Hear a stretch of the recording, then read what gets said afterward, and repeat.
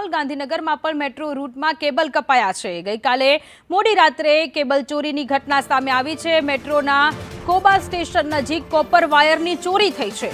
13.28 લાખની કિંમતના 23 જેટલા કેબલ વાયરોની ચોરી કરી ચોરો ફરાર થઈ ગયા છે। આઈપીએલ મેચ બાદ અંદાજે રાત્રે 3 વાગ્યે આ ઘટના ધ્યાનમાં આવી છે।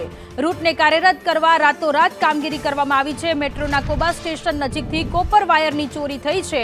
13.28 લાખની કિંમતના 23 જેટલા કેબલો કપાઈ ગયેલા છે।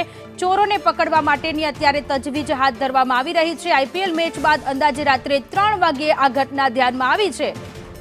તો રૂટને કાર્યરત કરવા માટે રાતોરાત કામગીરી કરવામાં આવી છે। મેટ્રો રૂટમાં જે વાયરો છે તેની ચોરી થઈ છે। સંવાદદાતા હિરેન આપણી સાથે જોડાયેલા છે। હિરેન, ગાંધીનગરમાં મેટ્રો રૂટમાં કેબલની ચોરી કરવામાં આવી છે।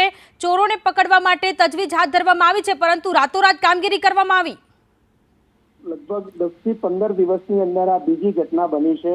અમદાવાદમાં પણ આ જ પ્રકારે મોડી રાત્રે કેબલ ચોરો કાપી ગયા હતા અને એના કારણે મેટ્રો સેવા ખોરવાઈ હતી। ગઈકાલે રાત્રે અંદાજે 2 વાગ્યા પછી આઈપીએલની મેચ પૂરી કરી અને ટ્રેન છે તે ગાંધીનગર તરફ આવી રહી હતી।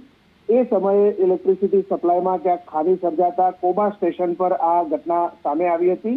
લગભગ 23 થી 28 જેટલા કેબલ કોપરના જે છે તે ચોરી થયેલા ઘટના ધ્યાનમાં આવ્યા પછી આ 200 જેટલા મુસાફરો જે ટ્રેનમાં હતા એ ટ્રેનમાં ફસાયા હતા। જો કે એ લોકોને સ્થાનિક પોલીસ અને મેટ્રોની જે ગાડીઓ હતી એમાં ઇમરજન્સી ગાડીઓના ઉપયોગ કરી એમને પોતાના નિવાસ સ્થાને મોકલાયા હતા। પરંતુ સુરક્ષાની દ્રષ્ટિએ આ સૌથી મોટો સવાલ અહીંયા ઊભો થાય છે કે 15 દિવસની અંદર બીજી વખત આ પ્રકારે મેટ્રોના કેબલ ચોરાવાની ઘટના સામે આવી છે। ગાંધીનગર ઇન્ફોસિટી પોલીસે આ અંગેની તપાસ જે છે એ શરૂ કરી છે।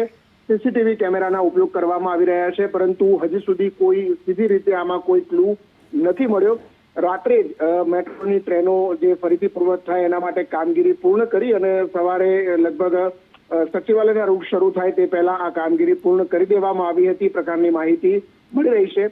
આધિકારિક રીતે પોલીસ ફરિયાદ નોંધી અને આની તપાસ હવે શરૂ કરાઈ છે। જી હિરેન, આભાર તમામ વિગતો માટે।